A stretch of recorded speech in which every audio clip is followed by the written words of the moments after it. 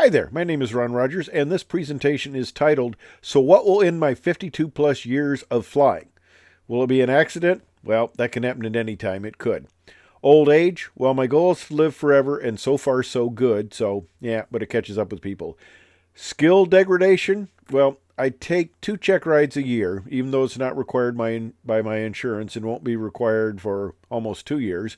But I take a flight review each year, and I take an instrument competency check each year because I have an instrument type airplane. Nope. Hopefully none of those. What will cause it most likely is the cost of insurance. That's probably going to take me out before anything else. My insurance went up 40% since last year. Now, I got my bill from Avemco and I go, holy crap, what's going on here? Well, I call them up. I have a very nice conversation with a lady I've talked to many times every time I go to renew. And she says, well, you're 73, you're coming up on 74. And she says, we actually made a mistake. We had you as 70. And I go, that's fine. You can keep me as 70. Well, they found that mistake. It was a 40% increase. Okay. Well, what happened was, first of all, they corrected my age, and there's an increase at 71. So I should have been higher. Avemco had a 15% across the board insurance increase this year, so that didn't help me. And since I passed the gap of 71 years old, there's another 15% increase, and I'll get another one if I'm still flying and still can afford it at 76. Now I know a lot of people are going, you're going to get crocodile tears from us. You own 2 airplanes. You're a retired airline pilot.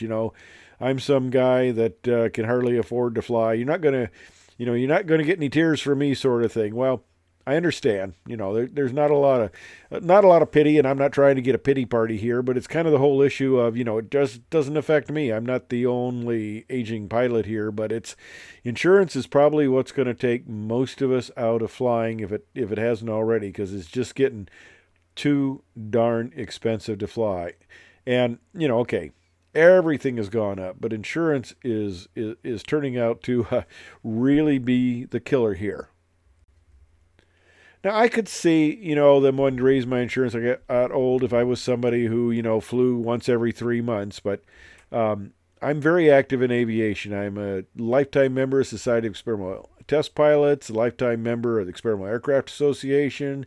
I'm a 4-digit member of the International Aerobatic Club, Aircraft Owners and Pilots Association, Antique, Classic, also Vintage Aircraft.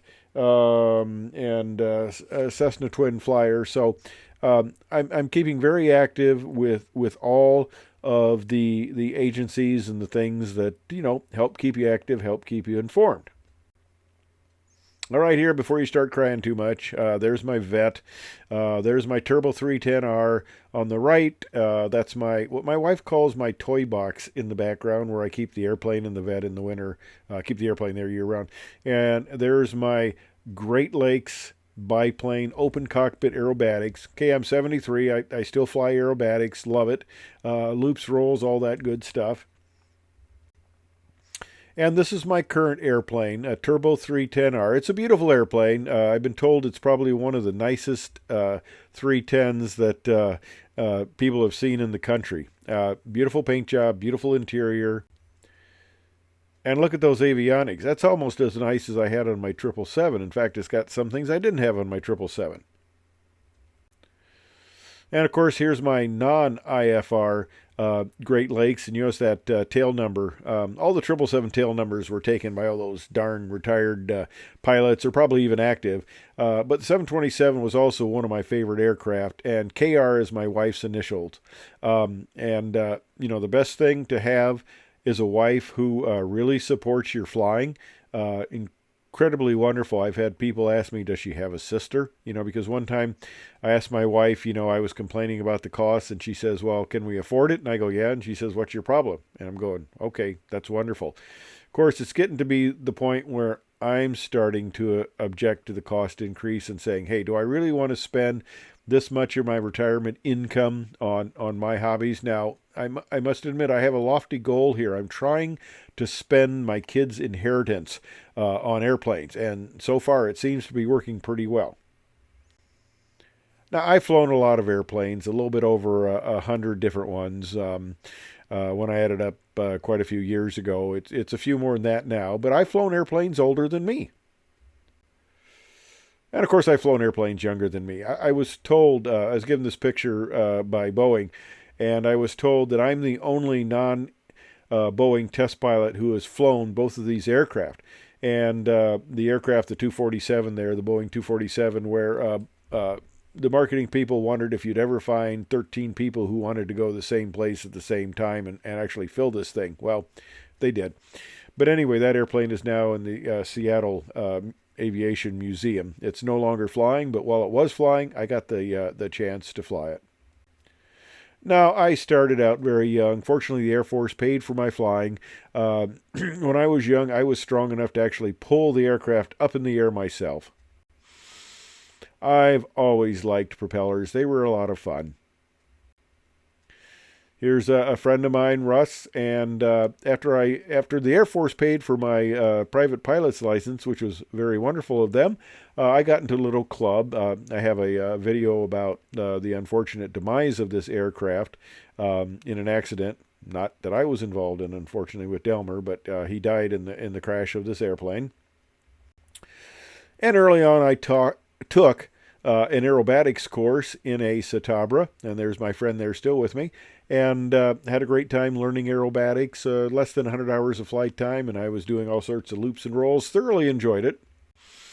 Then I go into the Air Force, and there's the illustrious T-37 student pilot. You notice there's no wings on that uniform there, but it's me holding my helmet, learning to fly in the Air Force. Flew the T-38 as a student. This is a picture of me next to the T-38 out at Edwards. I was a T-37 instructor for a while. I've got thousands of hours of instructor time. And this is me as a chase pilot out there. I got to do a lot of neat things, a lot of test missions. This was a performance eval between the 15 and the 16 when that was initially done to see which was the best fighter, and can't tell you the results of that. Got to fly with the NASA guys in the F-104. Got to do simulated shuttle approaches. You start at 30,000 feet. It's a 30-degree angle. The shuttle's 24, so it's a little steeper. You go idle boards, speed brakes, and full flaps, and it comes down very well. And a 12,000 foot per minute rate of descent. Later, when I was a member of the Society of Experimental Test Pilots, I got to come back on a test mission on the F-18 long after I thought I'd never fly anything like that again.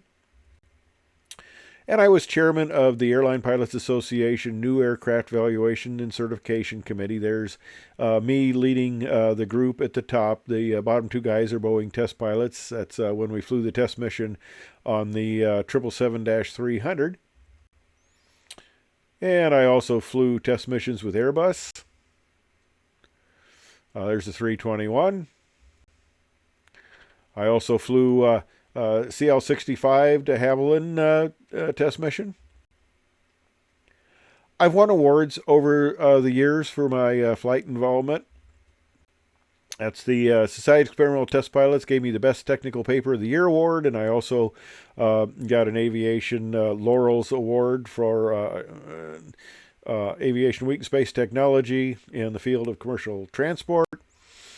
I was an airline pilot, and you're going to say, this is Photoshop. You never have an airliner without the jetway up there, without luggage carts and all this stuff. But this was picking it up at the paint shop. So I actually was able to get a picture standing in front of essentially a clean aircraft. And I was an instructor in the Air Force. I've been a civilian instructor. This is checking my son out. He's on the right there. In the Airbus, I was a line check airman. That's my wife who went along on the flights. I was 777 captain, and I was an instructor on that. I was a line check airman also on the 727, which is a lot of fun. And there's another picture of me in front of the engine. This one doesn't have propellers unless you count those big blades as kind of propellers. Now, I have had a long history with Avemco, starting out with a 150 52 here I bought to teach my son to fly, who's now a 777 pilot. He was in that last picture, so I insured with them. Then a 172 RG so he could get his commercial and instrument. And then after he was gone, I got my first 310Q model, which I had for 15 years. And now I've had the R model. This is a pickup flight. My son helped me there. And I've had that model for about 7 years now. And here's flying with my son in the 787 simulator. Even still old and decrepit airline pilot, I could fly a hand-flown single engine to Cat 2 minimums down to 100 feet. So with all that background and experience, 50 plus years, 52 actually, of accident-free flying, good luck keeping your insurance. Doesn't matter at all. I guess you don't get any credit for all that stuff. The FAA gives me a nice little award, and the insurance people say, yeah, nice award. See if you can afford to keep flying. So anyway, now the one good thing I can say about Avemco is a lot of insurance companies, they told me, have dropped pilots altogether when they reach 70. And so Avemco was picking a lot of those up. So AOPA is working on this insurance issue. EAA probably is too. Something's got to be done about it because it's getting to the point where that's not how I wanted to end my flying career, and that's not how a lot of people should end their flying career. Anyway, thanks for listening to me babble.